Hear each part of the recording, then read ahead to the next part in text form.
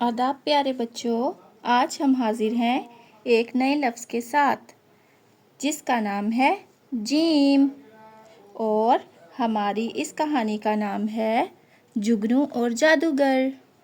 ایک گہرے جنگل میں رہتا تھا ایک چھوٹا سا جگنو۔ بارش کی رات میں وہ پتے پر بیٹھا سوچ رہا تھا کہ میں اتنا چھوٹا کیوں ہوں، میری روشنی اتنی کم کیوں ہے۔ ایک رات اس کی ملاقات ٹوپی والے سے ہوئی۔ ٹوپی والے نے کہا، تمہاری روشنی بہت خاص ہے۔ اس نے جگنو کو ایک ستارہ دیا اور بولا، چلو دنیا کو روشن کرتے ہیں۔ پھر جگنو کے پر نکل آئے اور وہ اڑنا سیکھ گیا۔ ایک دن جنگل میں ان کو ٹنکو جادوگر ملا۔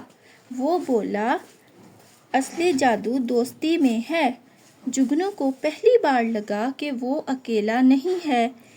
ایک دن اندھیری رات میں جگنو اور جادوگر بیٹھے تھے تو جگنو بولا کہ مجھے ڈر لگتا ہے۔ جادوگر بولا، تم تو خود ایک روشنی ہو۔ اس دن جگنو کو اپنی طاقت کا احساس ہو گیا۔